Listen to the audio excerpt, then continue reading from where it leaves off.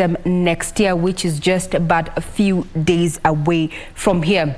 In the last edition that we're going to be getting the results in the next few minutes, as you can see from the side of the screen, that's the national anthem that is being played, and you can see Education Cabinet Secretary, that is Ezekiel Majoku, who this is his first time to release this particular examination results, being that he's new in office, flanked by Basic Education PS Belio Kipsang, the only PS that was retained in the new Ruto administration.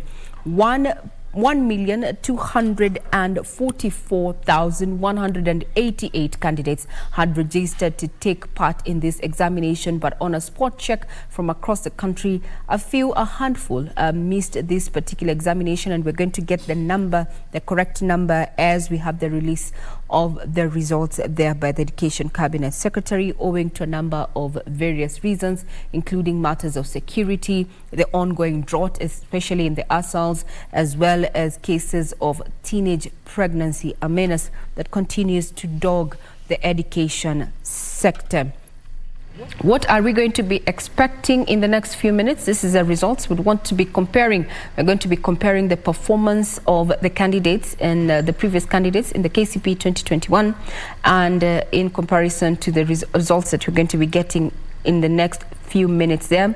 Last year, the top candidate was none other than Brian Mackenzie, who managed to score 428. So will the top student actually topple that, or what is going to be happening? Let's not belabor the point. We have our reporter on ground, Timothy Kipnus, who is also going to give us an executive once this particular broadcast.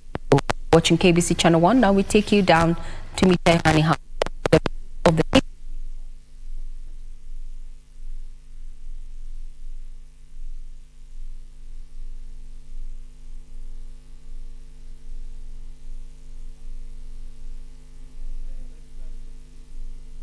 Daughters, please, the ones who are present in this meeting.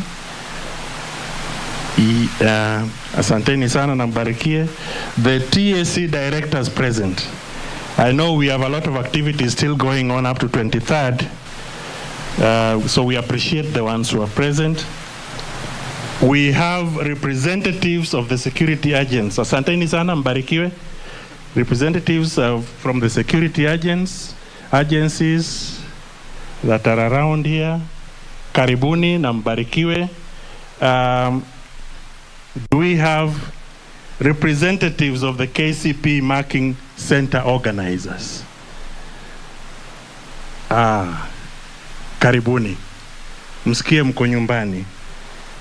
I know majority could be in the field, but staff of the Kenya National Examinations Council who are here. Mkaribishe wageni, please be upstanding. Yes, mbarikiwe. And we have all our invited guests, ladies and gentlemen, mjisikie mko nyumbani. At this point, and you know, I'm wearing the smallest shoes around. I now wish to hand over to those who wear size 12 and above. So I now take this opportunity to welcome the CEO, Kenya National Examinations Council, Dr. David Njengere, to make his remarks and take over from there. Asanteni sana.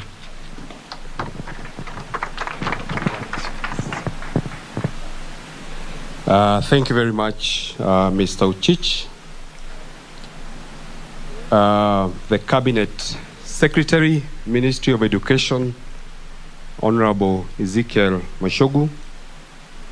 The Principal Secretary, State Department for Basic Education, Dr. Belio Kipsang, we are glad to have you back. The Principal Secretary, State Department for Higher Education and Research, Dr. Beatrice Inyangala. The Senator Education Standing Committee, Honorable Joe Nyoto. The Chairperson, NEC, Professor Julius Nyabundi. The CEO, Teacher Service Commission, Dr. Nancy Masharia. The Director, Kenya Institute of Curriculum Development, Professor Charles Ongondo. Teachers' unions and associations represented here today. council members, directors from the Ministry of Education headquarters, TSC directors present, representatives from security agencies, representatives of KCPE Marking Center organizers, staff of the Kenya National Examinations Council, all invited guests, ladies and gentlemen, good morning. I wish to take this opportunity on behalf of the management of the Kenya National Examinations Council to welcome you all to this very auspicious occasion in the NEC calendar of activities, which marks the release of the 2022 KCPE examination result. I know that the 1.2 odd million candidates are anxiously waiting for their results, and therefore I will make my remarks brief so that we can proceed to the most important part of this program. But CS, allow me to mention that this KCPE is the second last in the series of examinations at primary level as Kenya faces out the 844 system of education. So we only have one more KCPE next year. I take this opportunity to thank all the field officers who rendered their services to ensure the successful administration of the examination. I wish to particularly thank center managers who hosted other examination centers. This improved efficiency in administration of. I thank all the agencies that partnered with NEC in monitoring and administration of the examination. I also wish to appreciate the role played by members of the public and the media in ensuring responsible reporting and supporting the Council's initiative to deliver a fair and credible examination. NEC engaged the services of 5,692 examiners during marking of English composition and Kiswahili Insha answer scripts. I sincerely wish to thank and to appreciate all the examiners, center organizers who did this work in record time. Kindly let us applaud the examiners for Insha and composition. They did an exemplary job. I would not like to forget my team members in NEC for the various roles they played. CS this year has been an extremely challenging one for the NEC staff because they have had to deliver 4 exams in 1 year. It has never happened before. So please, let's appreciate the NEC staff for the dedication and the amount of time they put into this.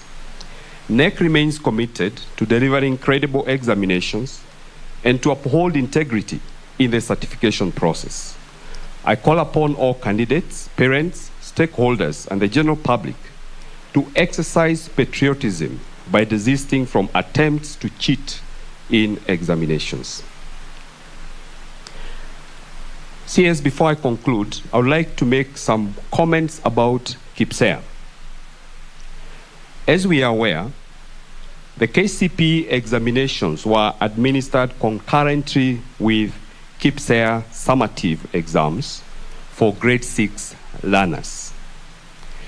But following the recommendation of the Presidential Working Party on Education Reforms and the directive by His Excellency the President on domiciling of junior secondary school, and the fact that KCPE will not be used for placement of learners, but for monitoring learner progress, NEC will report on KCPE at 3 levels as follows. There will be a report on individual learners for the summative assessment. There will be a school-specific report, and there will be a national report on school-based and summative assessments. The national report will provide feedback to education stakeholders on areas that require intervention. The report will indicate the proportion of learners at each of the performance levels per subject, where perhaps we need to do some interventions. The report will be very useful to the Kenya Institute of Curriculum Development, the Teacher Service Commission, and the Ministry of Education as we continue with the rollout of CBC. There will be a school-specific report whose scope will be limited to the individual schools. So each school will receive a specific report that delineates the areas that learners perhaps are having challenges so that they can continue in the journey of improvement. The learners will get individual learner reports, and all these are going to be uploaded on the school portals by 16th of January 2023. Finally, I wish to wish all the 2022 KCPE examination candidates success in their next level of education. May I take this opportunity also to wish everyone a Merry Christmas and a prosperous year 2023.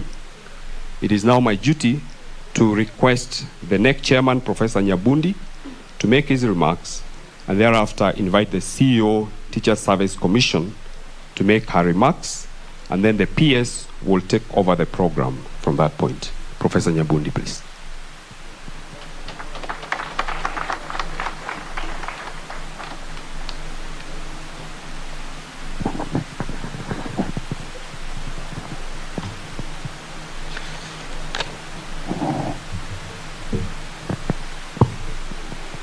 The Cabinet Secretary, Minister of Education, Honorable Ezekiel Machogu, the Principal Secretary, State Department of Basic Education, Dr. Belio Kipsang, the Principal Secretary, Higher Education and Research, Dr. Beatrice Inyangala, the Principal Secretary, Technical Vocational Education and Training, Dr. Esther Moria, who is not here with us, she's gone for other duties, the CEO, Teacher Service Commission, Dr. Nancy Macharia, the CEO, KNEC, Dr. David Njagere, who has given a very able presentation of the situation here today, KNEC Council members present,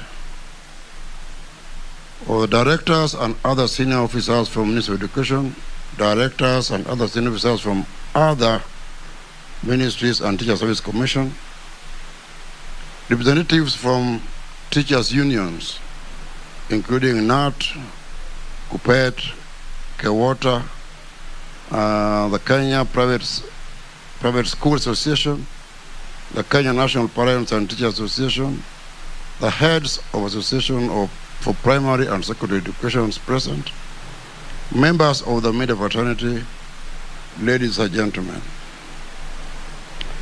I take this opportunity to welcome you all to this important occasion when we release the 2022 KCPE examination results. The Cabinet Secretary, sir, allow me at this very early opportunity to introduce members of Kenya National Examinations Council who are here today. These include, of course, none other than the PS Education, Dr. Belio Kipsang, the CEO TSC, Dr. Nancy Macharia, the Director of KSCD, Professor Charles Ongondo, the Director, Ministry of Education and Quality Assurance, Madam Evelyn Owoko, Mr. Festus Kingori from Treasury, Mrs. Rosemary Saina, Mr. Martin Okio, Professor Eric Ogur, Dr. Fred O. Potter, Colonel Leonard Owambo, and Arthur Kiragu. Last but not least, of course, is Dr. David Njagere. From the composition of this council, you can see the importance that the government places on examinations in this country. Mr. Cabinet Secretary, sir, the Kenya National Examinations Council has continuously upheld its commitment to ensure credibility of national exams. It is in this spirit that we wish to assure Kenyans that the 2022 KCPE examination processes were carried out in a professional manner and in accordance with our regulations and procedures. As we stand here, therefore, the Council can confidently assure the public that the results that the candidates are about to receive are credible and are a true reflection of the candidates' individual performances and achievements.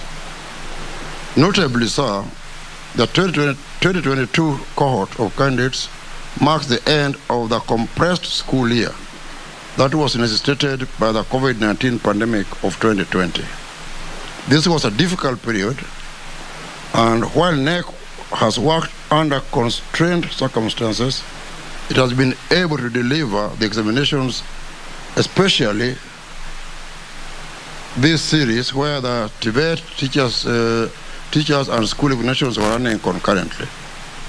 So I want to appreciate the candidates, parents, and all stakeholders in the education sector for the understanding and patience that they have accorded NEC in the last 2 years as we worked to recover the school calendar.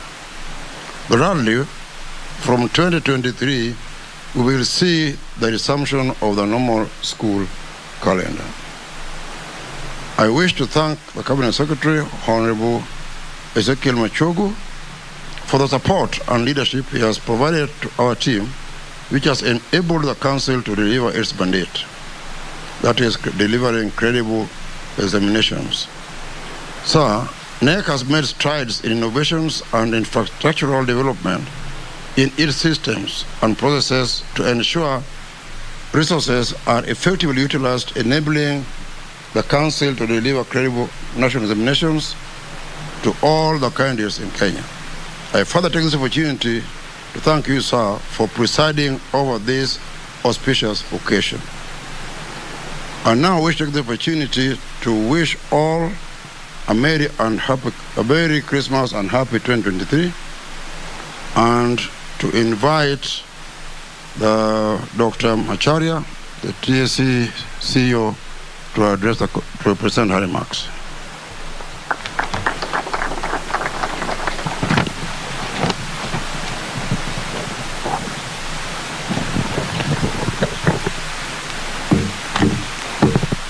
The chief guest, who is also our Cabinet Secretary, Honorable Ezekiel Machogu, the PSS present, Chair NEC and colleague members in the Council, the CEO NEC, distinguished ladies and gentlemen, good morning.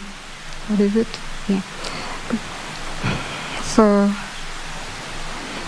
I am honored to speak today during this special event to celebrate our 1.2 million candidates who have qualified to joining Form 1 next year, having met all the conditions required under the KCPE examinations.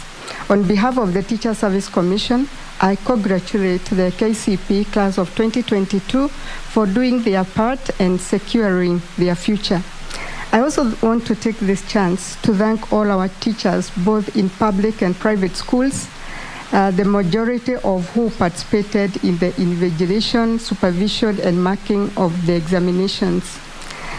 Cabinet Secretary, sir, in the 2022 KCPE exercise, we had 28,408 center managers, 28,727 supervisors, 74,990 invigilators, and 5,647 examiners who did an exemplary job.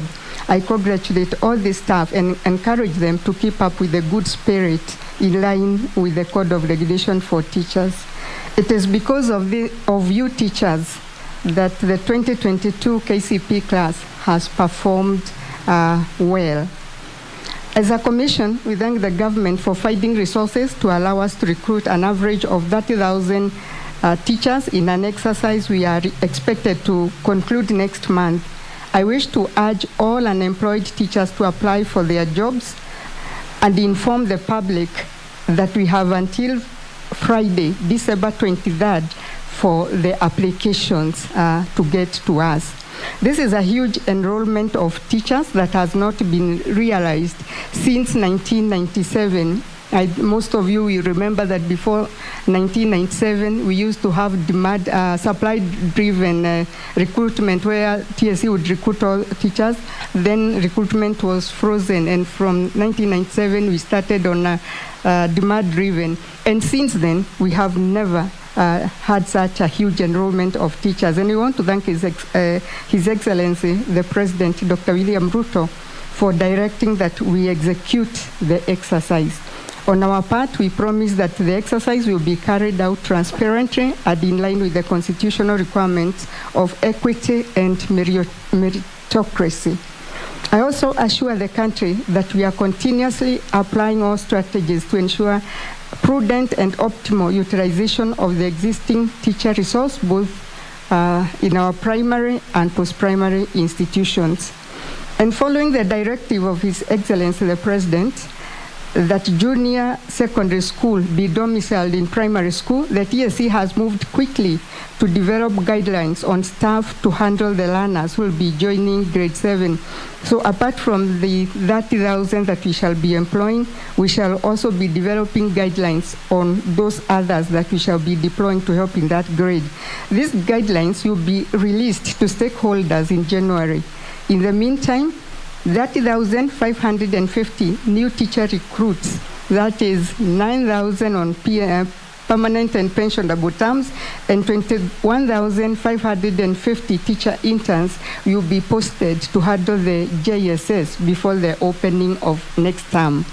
In addition, the Commission will mount a robust capacity building exercise for teachers to handle the JSS learners.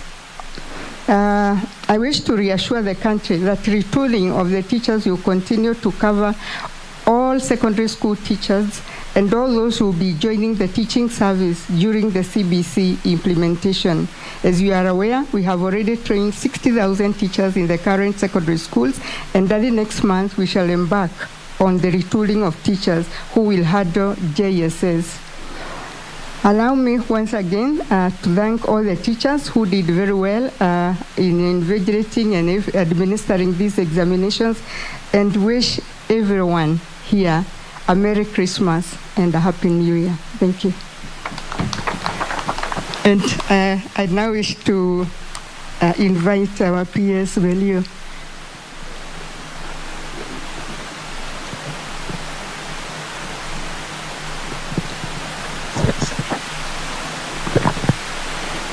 Asante sana Nancy. The Cabinet Secretary, Honorable Ezekiel Machogu, my colleague PS, and I will request PS Beatrice Manyala to stand so that we can acknowledge and appreciate her. Beatrice is our PS for higher education and research. Our Chair for Senate Committee on Education, Honorable Nyotu, Chair of Council, and all other council members, the CEO Teacher Service Commission, other CEOs present, the Director General, senior government officials, head teachers present, our colleagues from our unions who are also present here today, members of the media, once again we acknowledge you are being here. I would want to take this opportunity to thank all of us, and most sincerely thank our parents, our children, for the work that they have done throughout the year. But most importantly, I want to welcome all sector players who are here, and thank you for the contribution that you have had in making sure that our children were able to successfully complete the examinations. I would also want to thank the multi-agency team that was driving this particular process, those who are visiting the containers, all those who were part of this particular process. I would want to say thank you very much. And on behalf of all of us parents, we will always be most honored and say thank you very much for the work that you have done for our children. I would also want to thank our teachers, mainly those who are examiners. And these are people who are extremely dedicated. They gave their all. On the Jamhuri Day, 12/12, while we were all celebrating the Jamhuri Day, these dedicated teachers were marking examinations. Some of us, we visited them with the cabinet secretary in the evening, and they showed a lot of dedication and love for our children. So let's appreciate them. Once again, I would want to assure all of us, as the cabinet secretary would say, my work is very simple, because the chair of council has already talked on behalf of all of us as council members. Being a council member, what he has said is what we acknowledge and we all appreciate as council members. The remarks which were given by the CEO Teachers Service Commission captures all that we do in the sector, and therefore she has already talked about the teachers on behalf of all of us in the sector. And most importantly, my boss, the cabinet secretary, will now come and say more on the sector. So once again, I would want to make our commitment that we shall continue with 100% transition of our candidates who have done KCPE. Already the CEO has captured the spirit of CAPSEA. I would not want to go back there, but we are prepared for them as they transit to junior secondary in our primary schools as guided by the President. Finally, I would, before I give out my congratulations for the young ones and invite the Cabinet Secretary, I would want to take this opportunity to welcome the Senator from Murang'a, who is also our chair for Education Committee in Senate, to greet all of us and also convey his message to our candidate. Karibu, Mheshimiwa.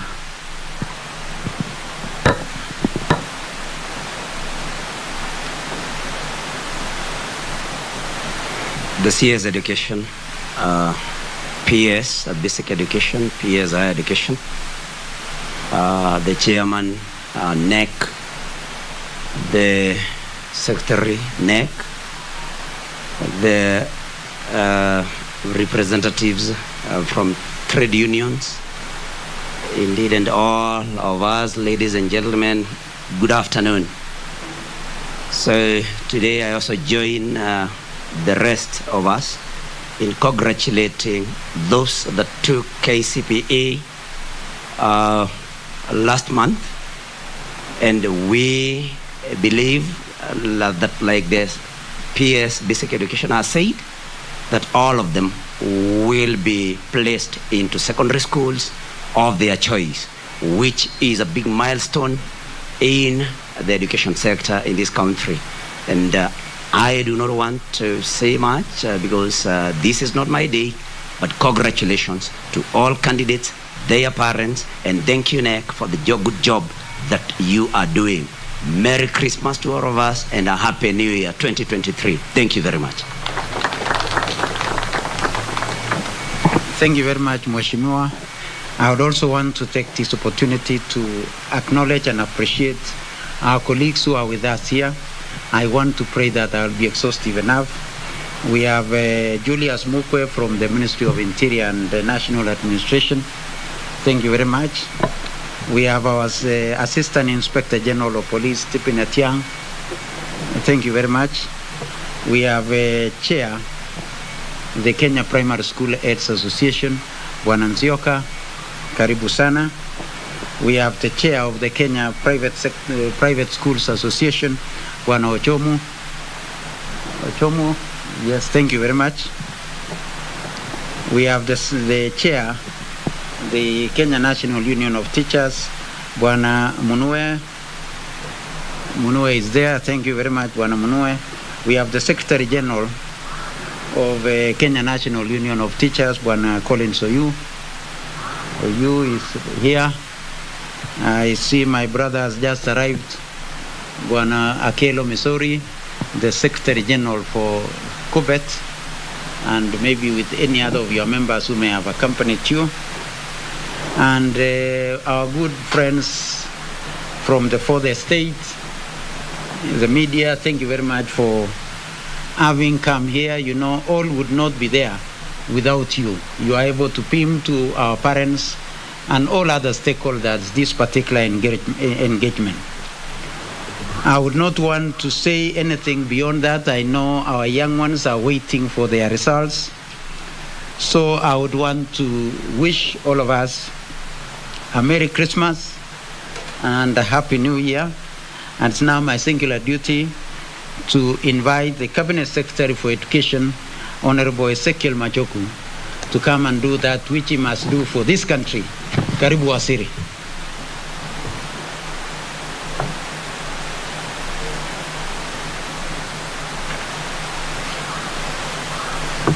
Thank you. Please be seated.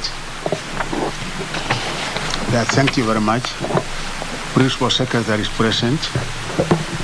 The Minister of Education, Dr. Perio Kupsang, and Dr. Beatrice Nyangara, Chairman of the Education Committee of the Senate, Honorable Nyuchu, Chairperson, Kenya National Examination Council, Professor Churias Nyabundi, Chief Executive Officer, Teacher Service Commission, Dr. Nancy Macharia, Chief Executive Officer, Kenya National Examination Council, Dr. David Njangere, KNEC Council members, senior officers from the Ministry of Education, represented here, representatives from the teachers' unions, KNUT, we have the chairman. Thank you, Chairman Munue. Secretary General, Corins, thank you. The chair, Kipsa is also here. Charles Ochome, thank you, welcome. KEBUSA Chairman, Johnson Ishoka, thank you. And officers from the Ministry of Interior, Julius Mukwe, the Assistant Inspector General, Etiang Kupet, my friend, Secretary General Kero, welcome, and the members of the Fourth Estate, welcome. I am today standing before you to make perhaps my most significant address to the nation since His Excellency the President of the Republic of Kenya, Dr. William Samoei Ruto, appointed me Cabinet Secretary for Education nearly 2 months ago. Over these 2 months, I've taken time to personally consult widely over the status of our education sector, which is arguably one that attracts interest from every household. For in every home, there is a child. More importantly, my appointment immediately drew me to the deep of the sector with the national examination season racking and the need to clear the matter that was the grade 6 cohorts transition to junior secondary school under the competence-based curriculum. By good fortune, the head of state, in keeping with his promise as outlined in the education charter of Kenya Kwanza Manifesto, stepped in with a brilliant decision to appoint the Presidential Working Party on Education Reforms. By dint of the team's preliminary report, the President has already directed that the junior secondary school be domiciled in the existing primary schools. What did this masterstroke decision of President mean? It means that parents will now not lose sleep over finding grade 7 places in secondary schools, which could have become their worst headache ever had the President not saved the situation.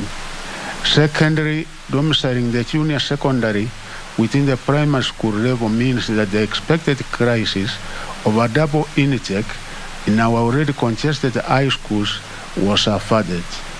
Lastly, it means that the newly constructed classes in secondary schools that were initially meant for the junior secondary school level are now available to ease our strained infrastructure in the secondary schools.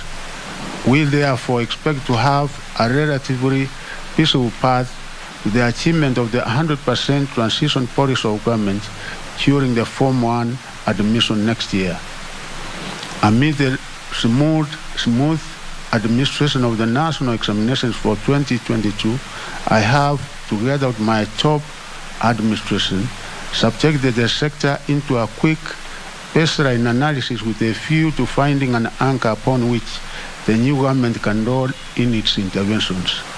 Based on this analysis, we have realized that for us to raise the sector performance a notch higher, we must anchor our management on the following. 1. Robust stakeholder consultations.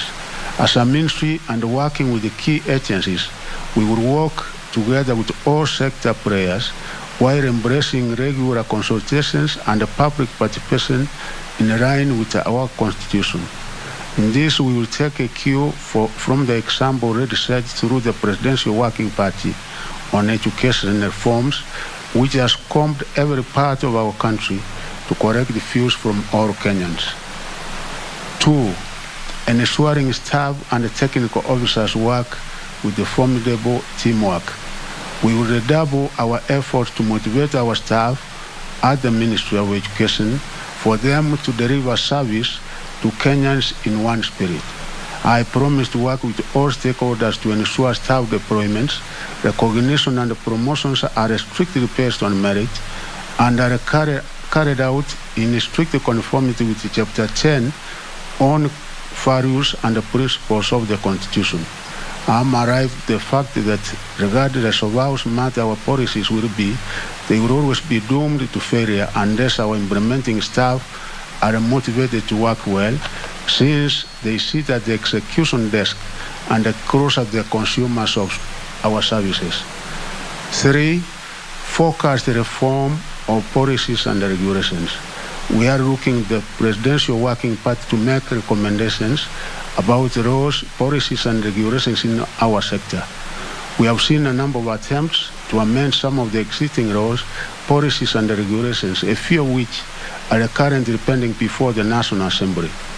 Under my stewardship of the sector, we will carefully consult with all stakeholders with a view to driving the reform processes to a decisive and logical conclusion based on the recommendations of the Working Party. We will appeal on the respective committees of the National Assembly and the Senate to be patient with us as we will regularly knock on their doors as we seek these legal and policy reforms. Inevitably, many of the expected reforms will stem from the recommendations of the Presidential Working Party when it completes its work early next year. This being my inaugural function for the release of KCPE examination results, I feel ready that we have successfully administered 2 national examinations concurrently at the primary school level, and the results for the KCPE examinations are ready within a period of 20 days. I wish to thank His Excellency the President, Dr. William Samoei Ruto, for his leadership and support during the conduct of the 2022 KCPE examinations. The President led the multi-agency team and the Cabinet Secretaries in monitoring of the administration of KCPE examination, where they visited examination centers and exhibited support for the candidates. My Cabinet colleagues praised the morning code to be at the examination containers in solidarity with the contracted personnel, approved that the current administration is determined to maintain a credible national examinations. I also thank our teachers for their instrumental role in the preparation of candidates and the participation in the administration of the 2022 KCPE examination. I applaud the center managers, supervisors, invigilators, examiners, sub-count directors of education, deputy county commissioners, and security officers who played exemplary roles in helping us deliver a credible examination. In his recent directive on the domiciling of grade 6, 7, and 8, His Excellency President William Ruto ordered the Minister of Education to provide further guidelines on the transition. Following this directive, I formed a multi-agency committee to draft the guidelines that will guide the transition. Specifically, the committee is expected to draft the guidelines that will effectively ensure a seamless transition from primary school grade 6 to junior secondary school. facilitate effective leadership and the management of junior secondary school, promote consistency in the implementation of the junior secondary school curriculum, including teaching and learning and assessment, ensure the provision of adequate, appropriate, and safe physical infrastructure and a runner-friendly environment for all runners, including those with special needs and disabilities. Ensure the provision of adequate and well-prepared human resources to facilitate curriculum delivery for junior secondary school. Finally, outline the roles and the responsibilities of key stakeholders in the implementation of the various components of junior secondary school. I expect to hold a meeting with all stakeholders in January 3rd, 2023 to consider and release the guidelines so they can provide a roadmap to all players as they prepare for the junior secondary school. Already the Kenya Institute of Curriculum Development has released the Grade 7 curriculum designs and instructional materials for use at the junior secondary school level. Arising from the Presidential Directive and cascaded to the Kenya National Examination Council by myself, the Kenya Primary School Education Assessment will not be used for placement of the runners in a junior secondary school. The KBC report will, however, be part of the process of monitoring of runner progress. I have directed the Kenya National Examination Council to upload the report of the assessment on the school portals in January 2023 to enable schools to develop strategies of further learning and teaching. As is the government tradition, all the candidates whose results I'm releasing today will be admitted to Form 1 under the 100% transition policy. There should be no case of any parent or guardian keeping their children at home when admission to Form 1 are opened up, as this is against the constitutional requirement. Since the country experienced the COVID-19 pandemic, which occasioned a prolonged closure of schools, the government has been running a heavily constricted and reorganized school calendar in a spirited attempt to restore the normal term dates. This reorganization of school term dates has come at a heavy cost to parents in terms of pressure to clear school fees within short intervals, teachers having heavy workloads, while runners have had to cover more content within extremely short time. I wish to particularly single out the 2022 KCPE cohort, whose examination results we are releasing today. When COVID-19 hit our country in March 2020, the cohort was in Standard 6 and only resumed their classes upon the full reopening of schools in January 2021. Between January 2021 and November 2022, just 23 months, this cohort has managed to cover 3 school calendar years. This is astonishingly incredible. In fact, the cohort covered their grade 8 school calendar in just 6 months, having joined in June 2022. In between, the country went into a general election that also occasioned an unnecessarily long half-term break, besides the confusion and anxiety associated with such a national exercise. Please join me in celebrating our 2022 cohort of KCPE, ladies and gentlemen. I wish to thank all the stakeholders, especially parents and teachers, for withstanding the financial and the teaching pressures, respectively. They came with their shorter school terms as forced upon us by the COVID-19 pandemic. Thanks to all your concerted efforts, we will from January 2023 revert to our normal school calendar.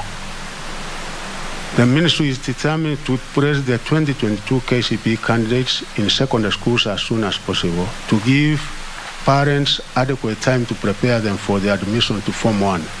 The actual Form 1 selection exercise for all categories of schools will be concluded on January 16, 2023. A total of 1,233,852 candidates sat their 2022 KCPE examination in 28,408 centers across the country. These candidates will be allowed to start their secondary school journey as they have all qualified to be admitted to Form 1. Congratulations to the class of 2022 for your spirited academic campaign that defied the triple challenge of a general election, COVID-19, and shortened school calendars. Of these candidates, 620,965, that is 50.32%, were boys, while 612,887, meaning 49.67%, were girls, a clear indication that our country has achieved gender parity at the primary school level. In the 2021 KCPE, 1,214,031 candidates sat their examination. According to the data, 4 counties had a significant entry of more male than female candidates. These were Turkana, Garissa, Wajir, and Mandera. On the other hand, Marsabit, Isiolo, and Meru had a significant entry of more female than male candidates in the examination. The number of candidates who sat the examination in hospitals in 2022 was 147, compared with 166 in 2021. All these candidates will also progress to Form 1. The number of registered candidates who were 12 years and below declined from 33,627, meaning 2.74%, in 2021 to 31,494, meaning 2.53% in 2022, indicating that parents and schools are on the right path of enrolling children in school at the right age. The counties which had the highest percentage entry for candidates who were 12 years and below for the year 2022 KCPE examination were Baringo, Wajir, Kericho, Bomet, and West Pokot. The highest number of candidates were in the appropriate age bracket of 13 to 15 years were 885,162, meaning 71.13%, a trend that has been replicated in the last 5 years. The counties which had the highest percentage of candidates who were 18 years and above were Garissa, Turkana, Kilifi, Kware, and Mandera. In the 2022 KCPE examination, overall performance improved compared to 2021, despite the difficult situation that faced this cohort of candidates. The mark of the highest candidate rose 4 points from 428 in 2021 to 431 in 2022. Another positive indicator of better performance by the candidates was in the mean average performance. The data analysis showed that more than half of all the candidates who sat the examination, that is 619,583, or 50.22%, scored between 200 and 299 marks, as compared with 578,106, or 47.17%, who scored between the same marks in 2021.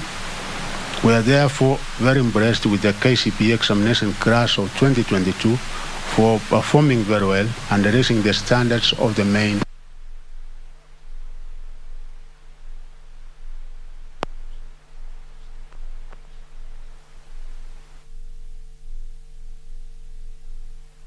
Examination, that number has gone down to only 724 in the year 2022 examination, despite the rise in overall candidature in the 2 years.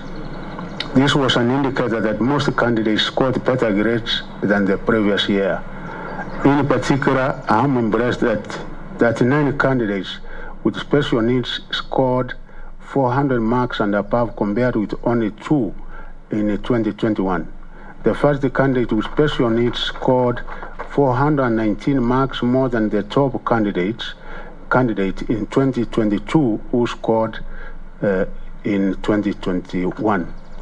Overall, we have been impressed that 4 papers recorded an improvement in performance in the year 2022 when compared to 2021. These are English language, Kiswahili Lugha, Kiswahili Insa, and the Kenyan Sign Language. However, 6 papers, English Composition, Kenya Sign Language Composition, Mathematics, Science, Social Studies, and Religious Education recorded a drop in performance in 2022 compared with 2021. Female candidates performed better than their male counterparts in English language, Kiswahili, and the Kenya Sign Language. Male candidates performed better than their female counterparts in mathematics, science, and social studies, and religious education. I wish to direct the quality assurance and the standards to find ways of addressing the gaps that might be causing the performance of each agenda, as there seems to be a pattern where girls beat boys in specific subjects each year and vice versa. Nonetheless, I thank the teachers, parents, and the candidates for achieving this astounding performance as the country emerges from the COVID-19 and the effects of the general election. The summary of grades is as follows. Mark range between 400 and 500. We had 9,443, and as I've said, the best score was 431, which makes 0.77 when we come to percentage. Mark between 300 and 399, we had 307,756, making it 24.94%. Between 200 and 299, we had a total of 619,593 candidates, making it 50.22%. Those who scored between 100 and 199 were 296,336, making it 24.2%. Those who scored between 1 and 99 were 724, making it 0.06%. The total number that sat the examination were 1,233,852, making it a percentage of 99.16%. The overall performance for special needs candidates is as follows. Those who scored between 400 and 500 were 7, meaning this was 0.29%. Those who scored between 300 and 399 were 296 candidates, making it 12.25%. Those who scored between 200 and 299 were 838, making it 34.67%. Those who got between 100 and 199 were 1,270, making it 52.54%. Those who scored between 1 and 99 were 6, making it 0.25%. The total number of candidates in this category that sat the exam were 2,417, making it a total percentage of 98.01%. The combined efforts of the multi-agency examination team of the Ministry of Education, Ministry of Interior, Teacher Service Commission, National Administration, ICT, and Digital Economy helped to ensure that the 2022 KCPE examination was free of malpractices. Overall, there were only 252 candidates in 9 examination centers who were found to have engaged in malpractices. These candidates have been scored 0 in the subjects where they engaged in such malpractices. Nonetheless, the affected candidates' overall mark will be computed less the mark awarded in the affected subject. The candidates will receive their examination results and will transition to secondary school. This is in the spirit of the 100% transition policy. As is our tradition, the KCPE examination results will be corrected by respective schools from the sub-county examination centers, education centers. Candidates should therefore correct their results from their respective examination centers. Individual candidates' results can also be accessed by sending a candidate's index number followed by the initials KCPE through a short message service SMS to 20076. 20076. The candidate's index number plus the initials KCPE and then the number 20076. This service will be available immediately after this event. Head teachers will be required to download and print the online research slips for candidates in their schools and authenticate the same before they are released to parents, guardians, and candidates. It is now my great pleasure to declare the 2022 KCPE examination results officially released. I wish all the candidates and indeed all the stakeholders in the education sector a Merry Christmas and a happy, prosperous New Year 2023. Thank you very much.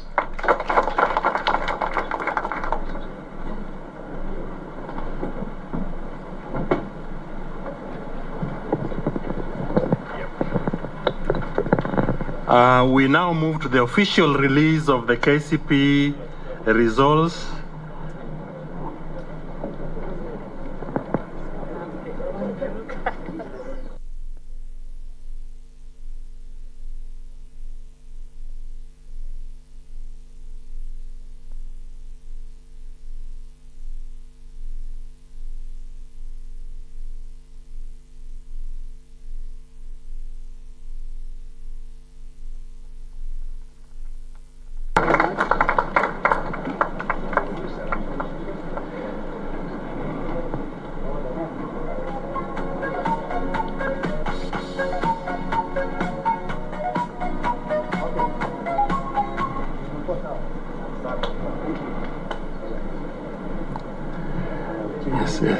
Asante sana. So some may be asking how we can receive the gift.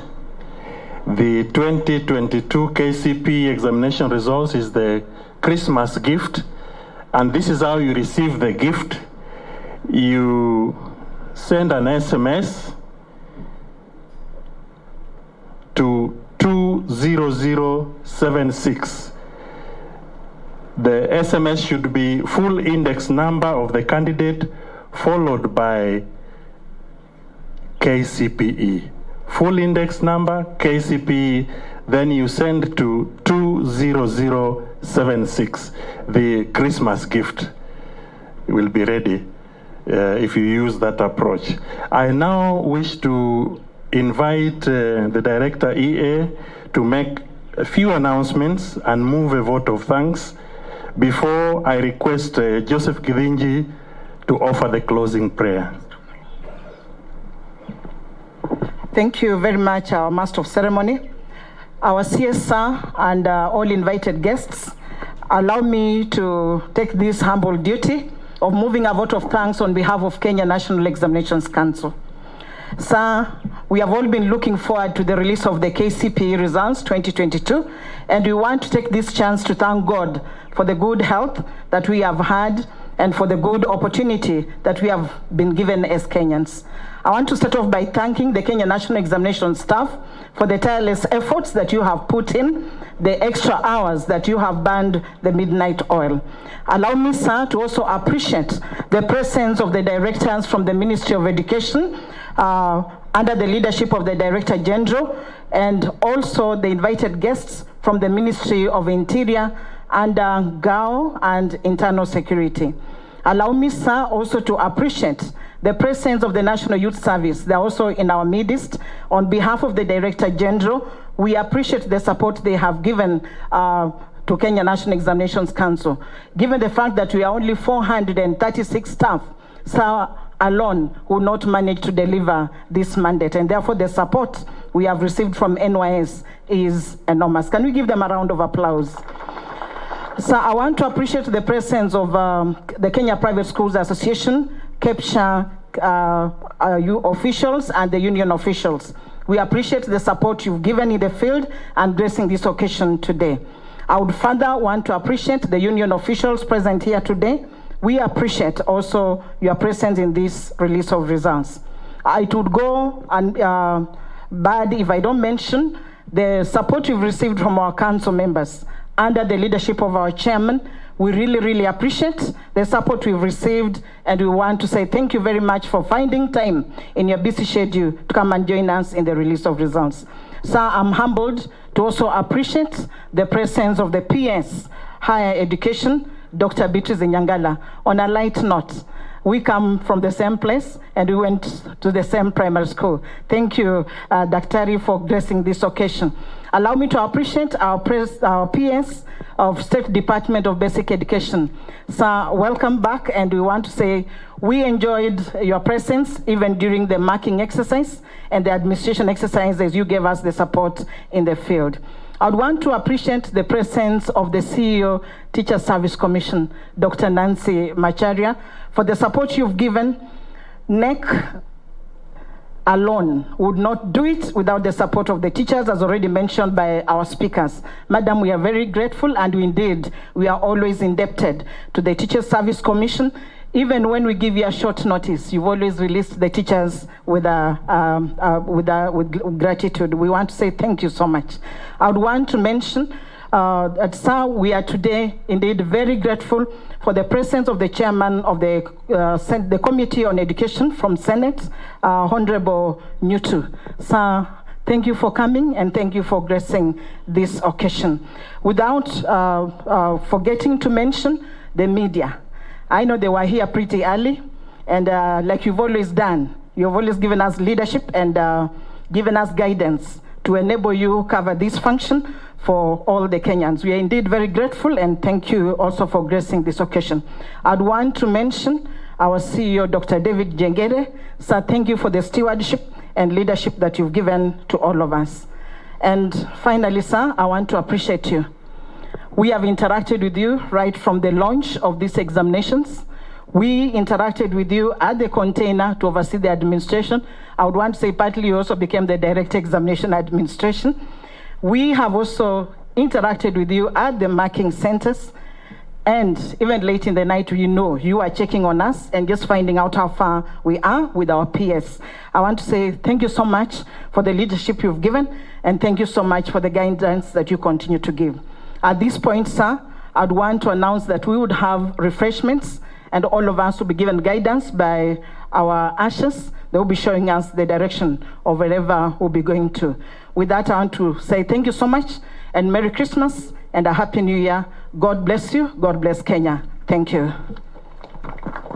Thank you so much, Director Imelda Baraza. A small change, I'm told the closing prayer will be offered by Pastor and Penguin Jacob Omulo.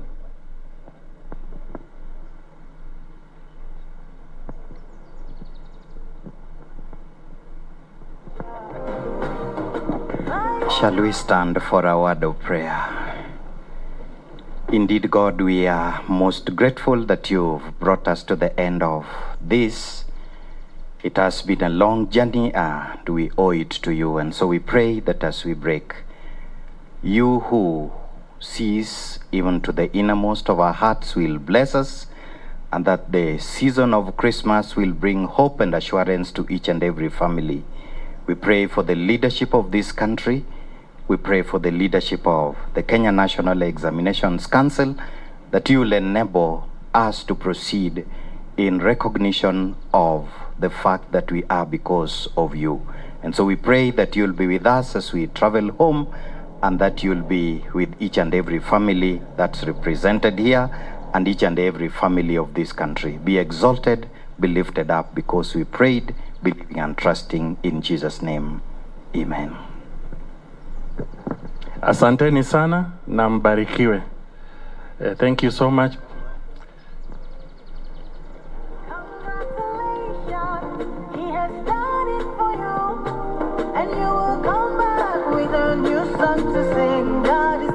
Well, those are the results for the KCPE examinations 2022. A reprieve, especially for guardians and parents, when the Cabinet Secretary Education, that is Ezekiel Mashogu there, confirmed that all the 1,233,852 candidates who sat for the examinations are going to be transiting into Form 1, and this is part of the 100% transition strategy by the government there.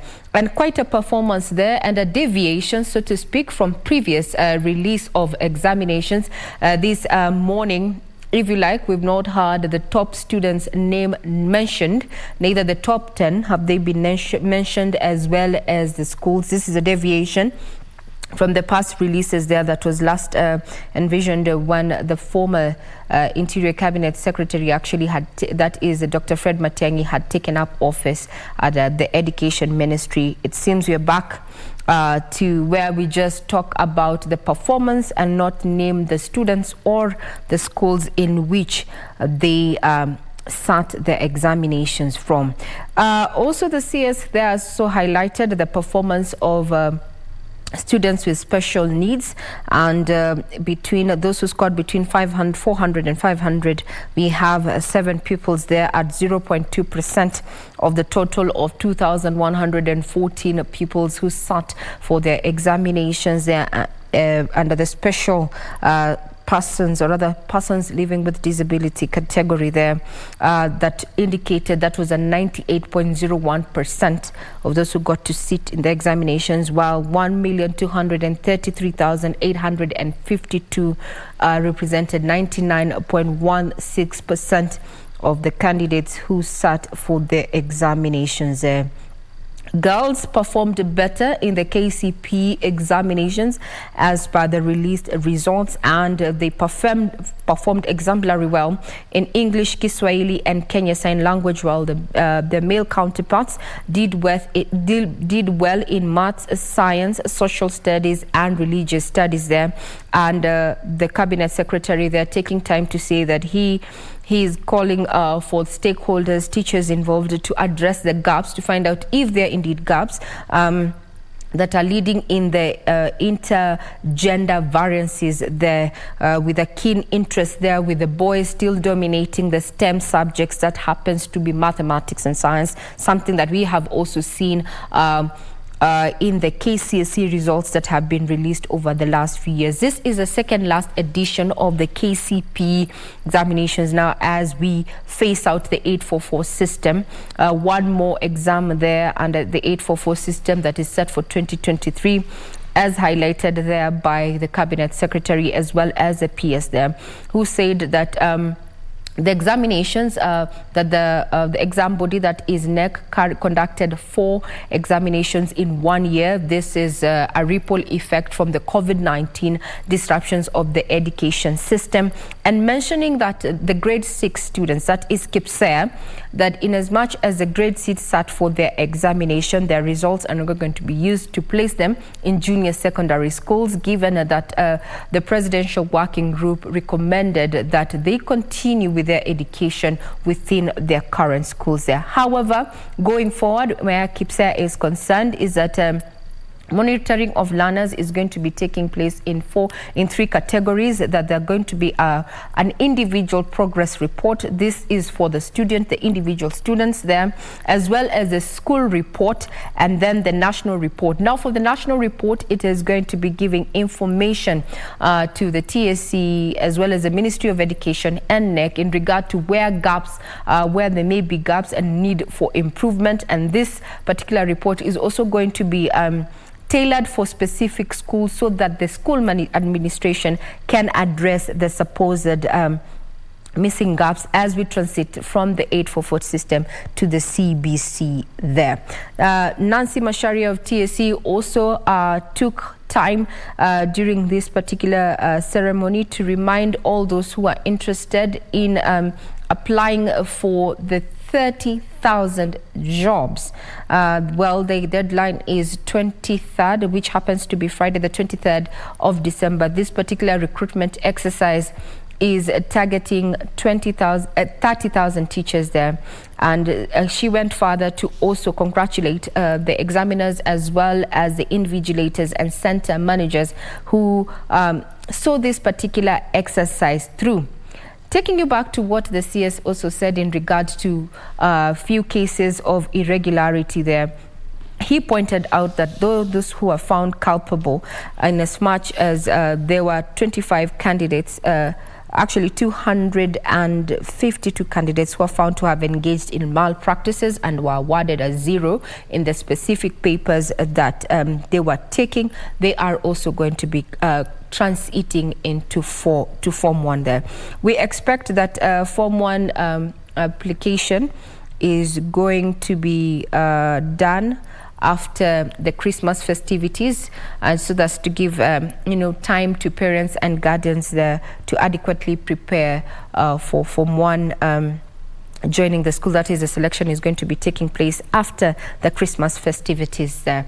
And because we've not had the names of the candidates or the schools in which they were studying in, but you can still get to know what your loved one scored in the KCPE results. The number, the SMS is 20076. 20076. Start with the full index number followed by KCPE and send to the number 20076. That has been the release of the KCPE results. We congratulate all the candidates, given that they're going to be transiting into Form 1 soon, and we take also this opportunity to wish them a Merry Christmas. I'm sure it was quite a tense moment for you here, but from us to you is that you did your very best, and that is what counts. I'm Regina Manyara. I take you back to our normal programming. Have a pleasant day ahead.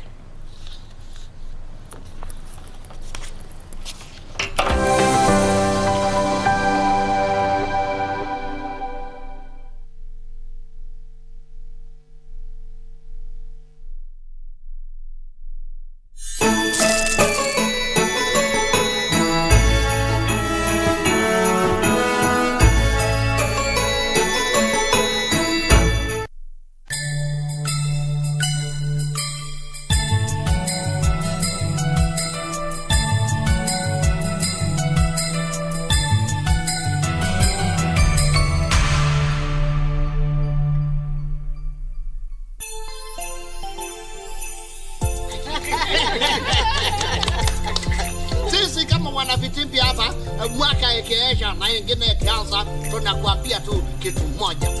We wish you a Merry Christmas. We wish you a Merry Christmas. We wish you a Merry Christmas and a Happy New Year. Yeah, Merry Christmas and a Happy New Year.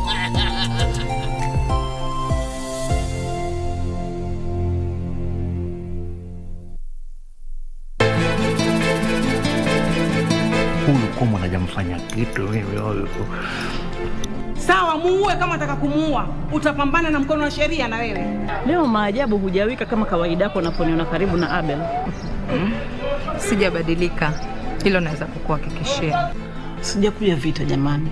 Na nani yapigana na wewe? Sitaki kisa cha Lea na Kate katika maisha yangu mimi. Namtaka mwanamke aniondoke katika maisha yangu. Ndio kina nani hao? Wako wapi sema ndio hao?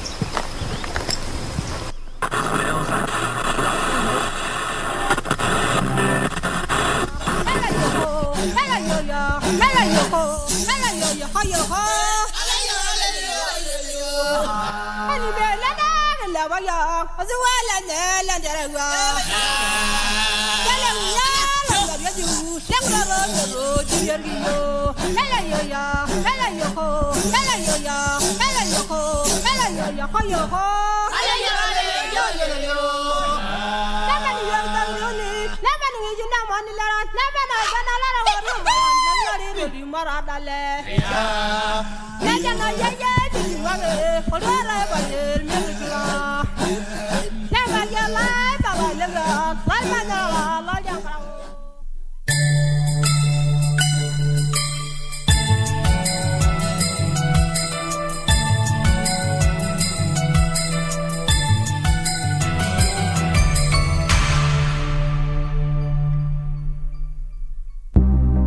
God of all creation, bless this our land and nation. Justice be our shield and defender. Our dream of a world, a promised land, where the future plans belong to us. A world without war, not a single fight. Cause the brothers, sisters of the world, we are the future generation of tomorrow. So be careful what you show us. So build a better nation for us to follow. Be our model today and tomorrow. In a world full of anger, we can put out the fire and live in peace and harmony. Peace and harmony. Peace and harmony. Peace and harmony. Peace and harmony.